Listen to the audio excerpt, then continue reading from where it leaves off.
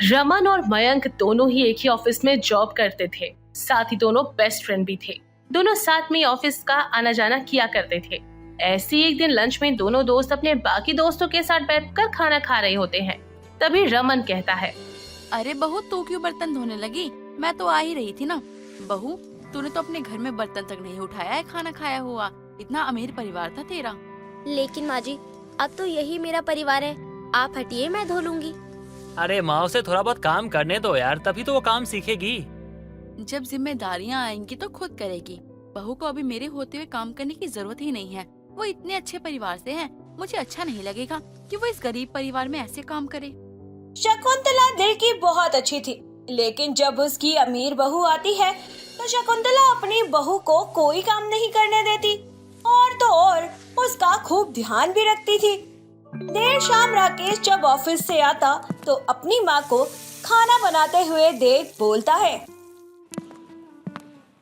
अरे पूजा, तुम बैठी हुई हो और माँ काम कर रही है।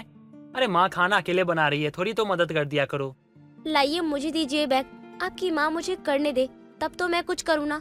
आपकी माँ तो मुझे ऐसे ट्रीट करके रखती है जैसे मैं इकलौती राजकुमारी हूँ।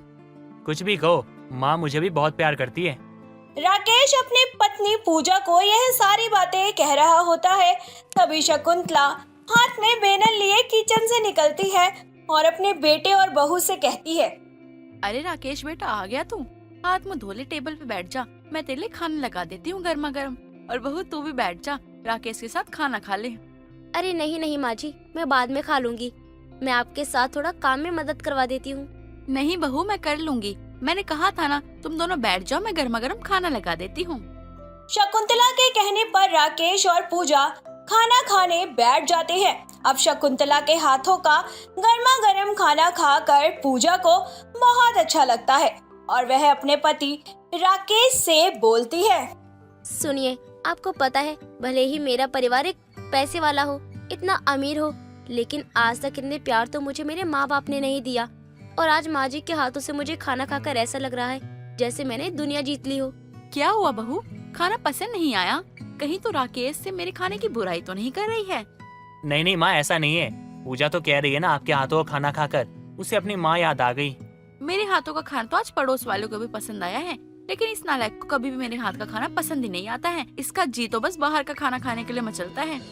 शकुंतला घर का सारा काम करती है और अपनी बहू को कोई काम नहीं करने देती और अपने परिवार में सबका ध्यान रखती है। सुबह उठकर पाठ पूजा करना, शाम की दिया बाती से लेकर सारे काम शकुंतला बड़े प्यार से करती है। एक रोज शकुंतला के पड़ोसन विमला का उसके घर आना होता है।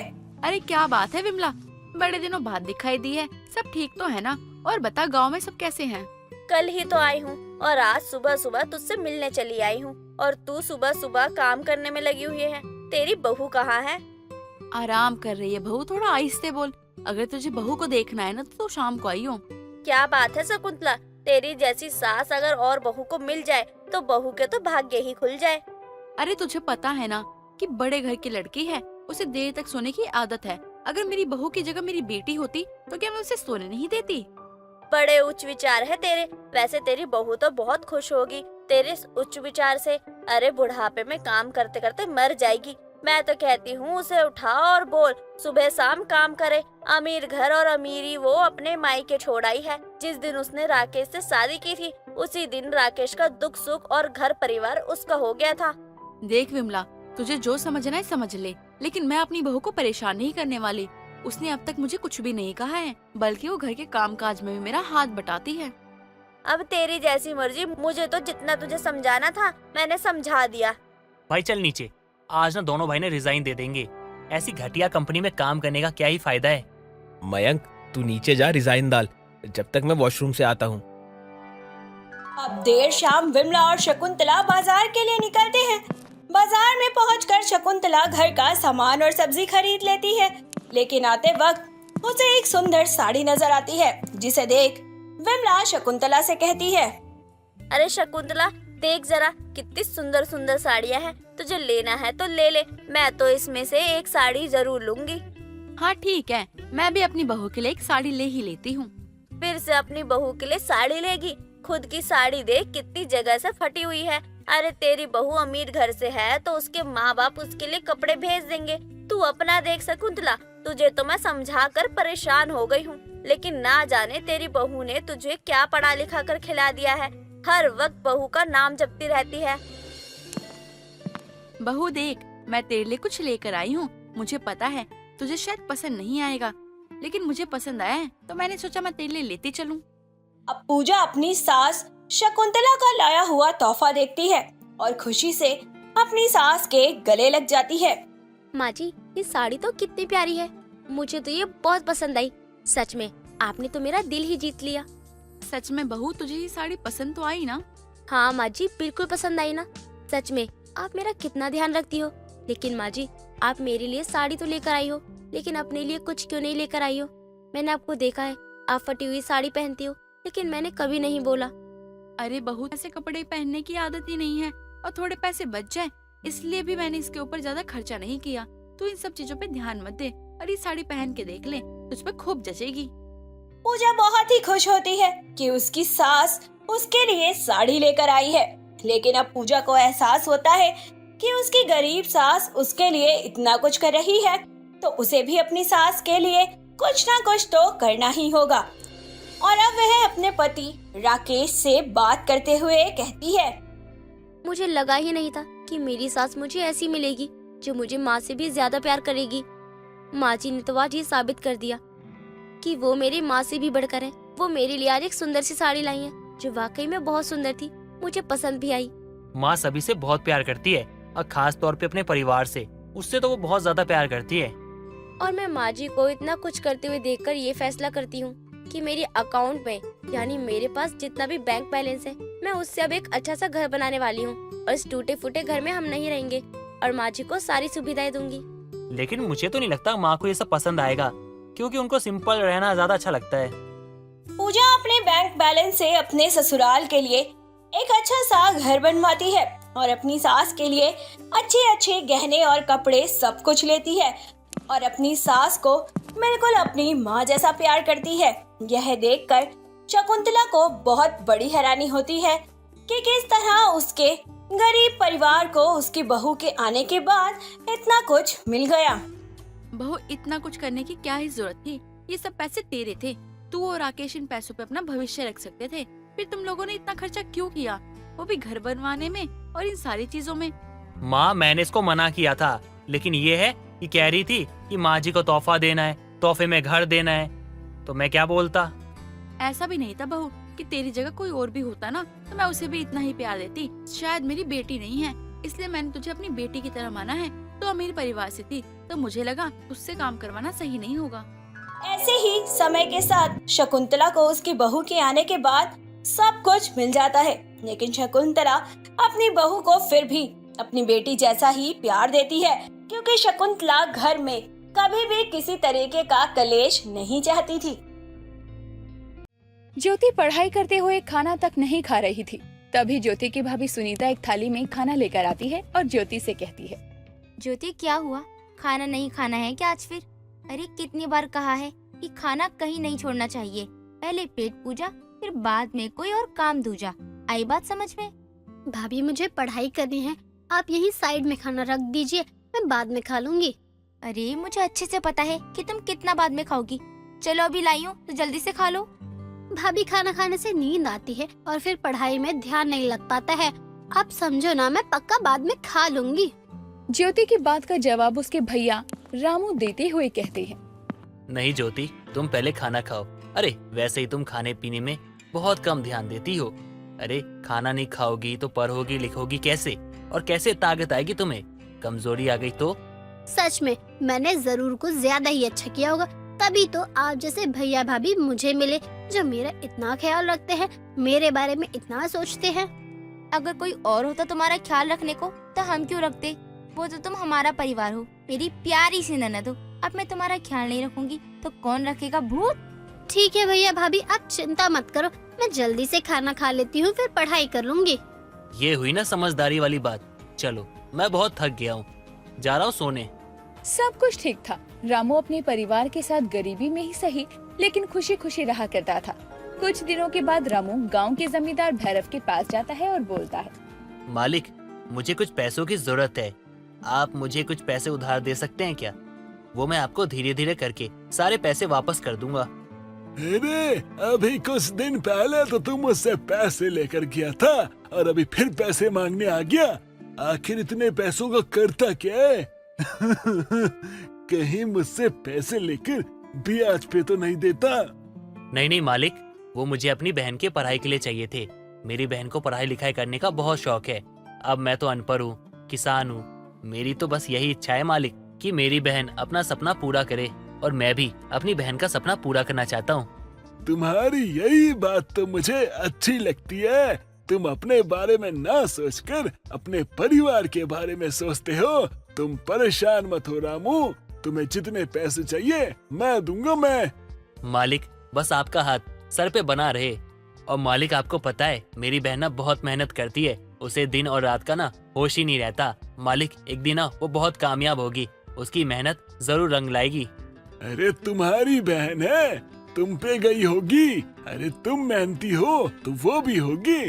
तुम हमारे खेत में कितना काम करते हो। चलो ये बातों को छोड़ो, मुझे कुछ काम है, मुझे जाना है। एक काम करता हूँ, पहले तुम्हें पैसे दे देता हूँ, उसके बाद तब जाऊंगा। रामू अपने मालिक से पैसे लेकर घर जाता है, जहाँ रामू की बहन ज्योति और उसकी पड़ोसन शारदा बैठी हुई थी।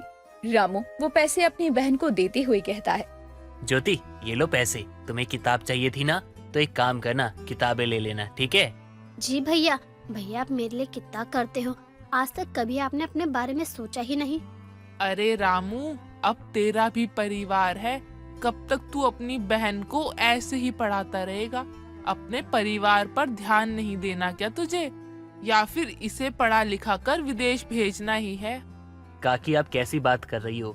ज्योति ही तो हमारा परिवार है। ज्योति, तेरी भाभी कहाँ है? कहीं दिखाई नहीं दे रही। कहीं गई है क्या? हाँ, वो भाभी सब्जी लेने गई है, आती ही होंगी।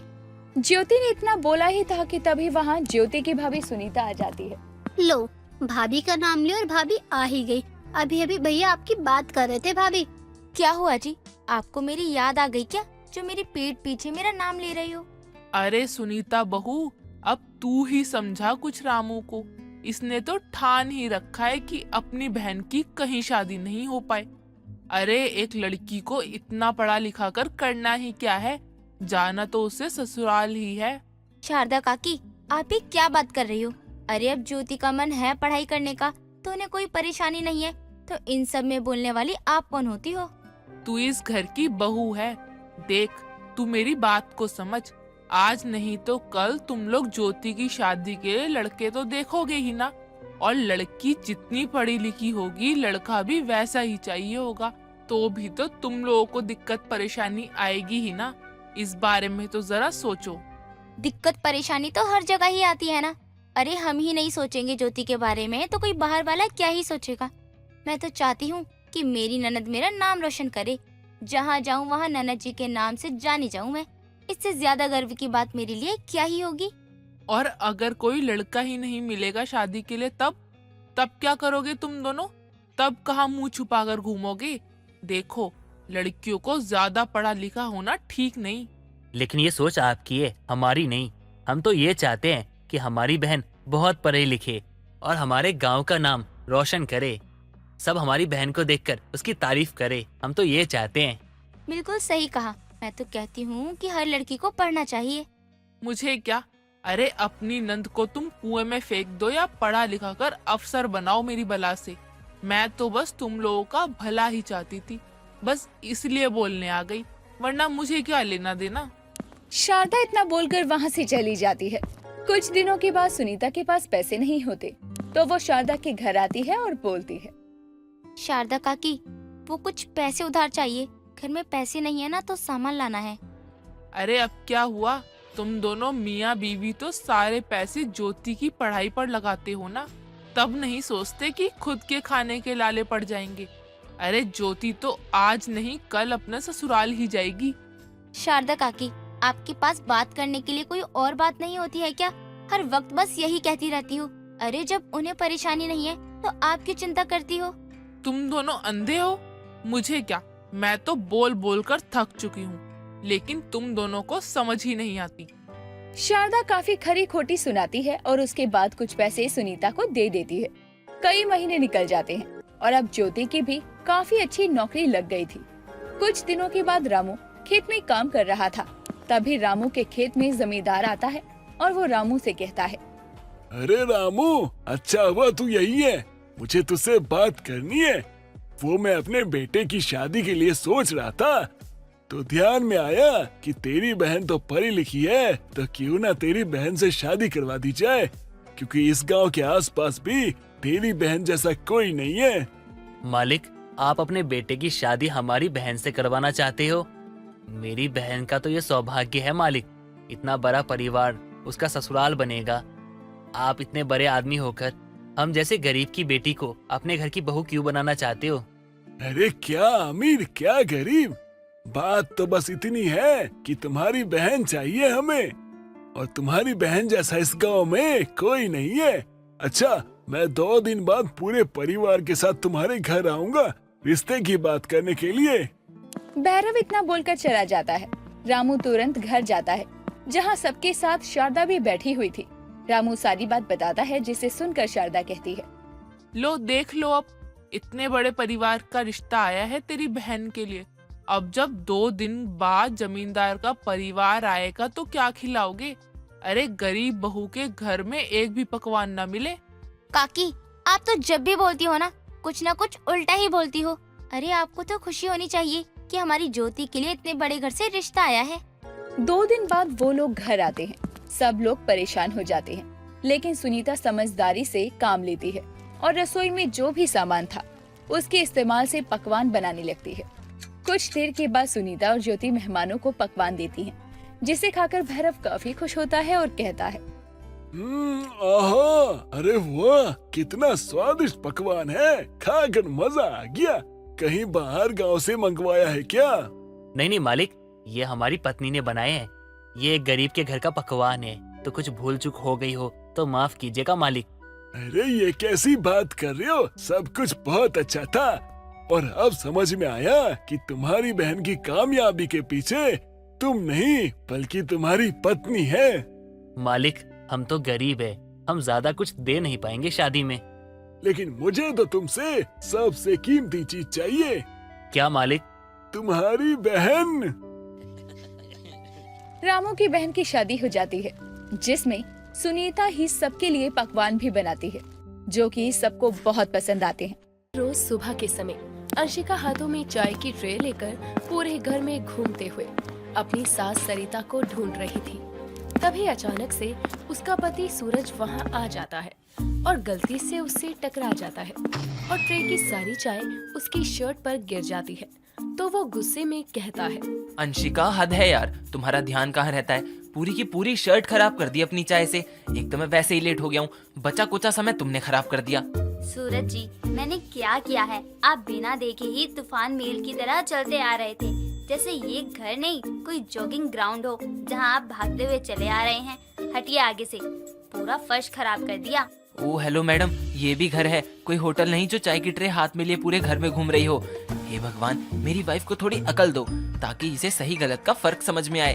आप कहना क्या चाहते हैं? मैं पागल हूँ? मेरे अंदर दिमाग नहीं है? कहने की जरूरत नहीं है, तुम सच में पागल हो। यहाँ अपनी चाय से मेरी ऑफिस की शर्ट खराब कर दी, वो नहीं दिखाई दे रहा, फर्श खराब हो गई वो दिखाई दे रहा है। वाह क्या बात है, ऐसी ही वाइफ मिलनी चाहिए सभी को। वैसे तुम ये वेटर की तरह घर को होटल बनाकर चाय की ट्रे हाथों में लिए पूरे घर में क्यों घूम रही थी? वो मैं माँ जी को ढूंढ रही थी चाय देने के लिए, लेकिन वो मुझे कहीं दिख ही नहीं रही है। पता नहीं कहाँ गायब हो गई है, पूरे घर में देख लिया। वो तुम्हें अभी दिखाई भी नहीं देंगी, क्योंकि वो भी घर में नहीं होंगी, अपनी सोसाइटी की औरतों के साथ सोसाइटी के पार्क में बैडमिंटन खेल रही होंगी। बैडमिंटन? वो भी इस उम्र में? माँ जी, आपको अपनी हड्डियों से प्यार नहीं है क्या, जो भजन करने की उम्र में जवान लड़कियों की तरह बैडमिंटन खेल रही हैं? देखना, ये बात कहीं माँ के सामने मत बोल देना, वरना माँ तुम्हें सीधा घर के बाहर का रास्ता दिखा देंगी। और तुम्हें पता नहीं है, लेकिन माँ को बहुत अच्छा बैडमिंटन खेलना आता है, वो हमें भी हरा देती हैं। और अब अगर तुम्हारे सवाल पूरे हो गए हों तो मैं जाऊँ, अब ऑलरेडी मैं लेट हो चुका हूँ ऑफिस के लिए और नहीं होना चाहता। सूरज इतना कहकर वहाँ से चला जाता है और अंशिका भी अपने घर के कामों में लग जाती है। थोड़ी देर बाद उसकी सास हाथों में बैडमिंटन लिए पसीने से भीगी हुई घर आती है और सोफे पर अपना पैर पकड़कर बैठ जाती है। तभी अंशिका वहाँ आती है और अपनी सास को पैर पकड़े बैठे हुए देखकर कहती है, क्या हुआ माँ जी, आप पैर पकड़कर क्यों बैठी हुई हैं? बिना बताए आप चली गई थी और अब इतनी देर से वापस आई हैं। बहू, मैं तेरी सास हूँ या तू मेरी सास है जो मैं कहीं भी जाने से पहले तुझे बताऊं कि मैं कहाँ जा रही हूँ? और रही बात पैर पकड़ने की, तो मेरे घुटनों में बहुत दर्द हो रहा है, पैर नहीं उठ रहे मेरे। माँ जी, जब आप बुढ़ापे में जवानों वाले काम करेंगी तो पैरों में तो दर्द होगा ही ना। अब आपको इस उम्र में बैडमिंटन खेलने की क्या जरूरत है? बल्कि आपको तो पता है ना कि आपको सांस लेने की प्रॉब्लम है, फिर भी आप बैडमिंटन खेल रही हैं। बस कर बहू, बहुत जुबान चल रही है तेरी। ये मत भूल कि मैं तेरी सास हूँ, तो मेरे आगे मुंह खोलने से पहले याद रखना कि इस घर में अभी भी मेरा ही राज चलता है। माँ जी, आप तो मेरे कहने का गलत मतलब निकाल रही हैं। मेरे कहने का वो मतलब नहीं था। मैं तो बस ये कह रही थी कि आपको वो काम नहीं करना चाहिए जिससे आपको परेशानी हो। बैडमिंटन खेलने से आपको सांस लेने में और भी प्रॉब्लम हो सकती है। मुझे क्या करना है क्या नहीं, ये मुझे तुमसे जानने की जरूरत नहीं है। तुम जाकर अपना काम करो और आगे से मेरे मामले में पड़ने की कोई जरूरत नहीं है। सरिता इतना कहकर अपने कमरे में चली जाती है। ऐसे ही समय बीतता है और समय के साथ सरिता का बैडमिंटन खेलना कम होने की जगह बढ़ जाता है, जिसे देखकर अंशिका बड़ी परेशान थी। उसके लाख मना करने के बाद भी सरिता उसकी एक बात नहीं सुनती थी। ऐसे ही थोड़ा समय और बीतता है। तभी एक रोज सरिता अपनी सोसाइटी की औरतों के साथ पार्क में बैडमिंटन खेल रही थी। तभी अंशिका वहाँ आती है और अपनी सास को रोकते हुए कहती है, माँ जी बस करिए, कितना बैडमिंटन खेलेंगी, आप परेशान हो जाएंगी। अभी कुछ ही दिन पहले आपके घुटनों में दर्द हो रहा था ना, और आपकी सांस भी बढ़ गई थी, इसलिए मैं मना कर रही हूँ, मत खेलिए। भगवान जी, ये बैडमिंटन खेलने वाली सास मेरी ही किस्मत में लिखना जरूरी था क्या? बहू, तू जाकर वहाँ बेंच पर बैठ जा। बस मेरा बैडमिंटन का गेम अभी खत्म ही होने वाला है, उसके बाद चलते हैं। अभी मुझे डिस्टर्ब मत करियो। माँ जी बस करिए, आपने सुबह से कुछ खाया भी नहीं है, चलकर कुछ खा लीजिए, उसके बाद अपना बैडमिंटन खेलने का शौक पूरा कर लेना। बोला ना बहू, जाकर बेंच पर बैठ, अभी कुछ नहीं। और तुझे ज्यादा भूख लगी है तो तू घर चली जा, मैं बाद में आकर खा लूंगी। अपनी सास की बात सुनकर अंशिका गुस्से में जाकर पार्क में बड़े बेंच पर बैठ जाती है और अपनी सास का बैडमिंटन मैच देखने लगती है। तभी अचानक भागते हुए सरिता का पैर फिसल जाता है और वो चिल्लाते हुए जमीन पर गिर जाती है, जिसे देखकर वहाँ खड़ी और औरतें उस पर जोर जोर से हंसने लगती है। तभी उनमें से एक औरत हंसते हुए कहती है, सरिता, सिर्फ बैडमिंटन लेकर घूमने और उसको खेलने का शौक रखने से बैडमिंटन नहीं खेला जाता है। उसके लिए ताकत और जान की भी जरूरत होती है, जो कि अब तुझ में नहीं है। उम्र हो गई है तेरी। सही कह रही है तेरी बहू एकदम। आंटी जी, वैसे उम्र आपकी भी कुछ कम नहीं है मेरी सास से, और खेल चाहे जो भी हो, उसमें गिरना संभलना तो लगा ही रहता है। उम्र के हिसाब से आपको भी भजन कीर्तन करना चाहिए, लेकिन आप तो यहाँ खड़ी होकर मेरी सास पर कमेंट पास कर रही हैं, या तो लोगों की चुगलियाँ करती रहती हैं, और काम ही क्या है आपको। चलिए माँ जी। अंशिका इतना कहकर अपनी सास सरिता को लेकर घर चली जाती है और उसकी चोट पर मलहम लगाते हुए कहती है, देखो ना माँ जी, जिनके साथ आप रोज खेलती हैं, आज वही आपका मजाक उड़ा रही थी। आपको बैडमिंटन खेलने का शौक है, खेलिए, लेकिन आपकी सेहत और उम्र देखकर ऐसे बिना कुछ खाए पिए पूरे दिन बैडमिंटन खेलती रहेंगी तो तबीयत तो खराब ही हो जाएगी ना। अब आप कहीं नहीं जाएंगी, आराम करेंगी। मैं आपके लिए हल्दी वाला दूध लेकर आती हूँ। अंशिका इतना कहकर हल्दी वाला दूध लेने रसोई में जाती है। थोड़ी देर बाद वो एक ग्लास में दूध लेकर आती है और अपनी सास को देकर वहाँ से चली जाती है। ऐसे ही समय बीतता है, लेकिन अपनी बहू के इतना समझाने के बाद भी सरिता की आदतों में कोई सुधार नहीं था। ठीक होते ही वो फिर से बैडमिंटन खेलने के लिए पार्क में पहुंच जाती है। ये सब देखकर अंशिका को बहुत गुस्सा आता है। ऐसे ही थोड़ा समय और बीतता है और दिन रात बिना आराम किए बैडमिंटन खेलने की वजह से एक रोज अचानक से सरिता की सांस बहुत ज्यादा बढ़ जाती है और सभी औरतें जैसे तैसे करके उसे घर लेकर आती है। अपनी सास की बिगड़ी हुई हालत देखकर अंशिका डर जाती है और डॉक्टर को जल्दी से कॉल करके घर बुलाती है। थोड़ी देर बाद डॉक्टर घर आता है और सरिता का चेकअप करने के बाद कहता है, देखिए, घबराने वाली कोई बात नहीं है, ये ठीक है। बस ज्यादा मेहनत करने की वजह से इनकी सांस की प्रॉब्लम बढ़ गई थी। लगता है ये दवा भी नहीं ले रही थी, इस वजह से इनको प्रॉपर रेस्ट की जरूरत है। डॉक्टर, दवा तो ये तब खाएंगी ना जब घर पर रुकेगी। ये तो बच्चों की तरह पूरा दिन बैडमिंटन खेलने में लगी रहती हैं। इतना तो कोई बच्चा भी नहीं खेलता होगा। पता नहीं कैसे मुझे ये बैडमिंटन खेलने वाली सास मिल गई है। नहीं सरिता जी, इस तरह की लापरवाही इस उम्र में करना ठीक नहीं है। हर काम समय और उम्र को देखकर करना चाहिए। आगे से इन बातों का ध्यान रखिए। डॉक्टर इतना कहकर वहाँ से चला जाता है, जिसके बाद अंशिका अपनी सास को समझाते हुए कहती है, माँ जी, अब तो आपको मेरी बातों पर यकीन हो गया ना। अब तो डॉक्टर ने भी बोल दिया है। देखिए, अगर आपको बैडमिंटन खेलने का शौक है तो खेलिए, लेकिन अपनी सेहत का भी ख्याल रखना बहुत जरूरी है। बाकी आप मुझसे बड़ी हैं, ज्यादा समझदार हैं, मुझे आपको समझाने की जरूरत नहीं है। अपनी बहू और डॉक्टर की सारी बातें सुनने के बाद सरिता को अपनी गलती का एहसास होता है, जिसके बाद वो अपनी बहू से अपनी गलती की माफी मांगती है और दोबारा फिर कभी ऐसी लापरवाही ना करने और अपनी हद से ज्यादा बैडमिंटन खेलने वाली आदत को सुधारने की कोशिश का भी वादा करती है।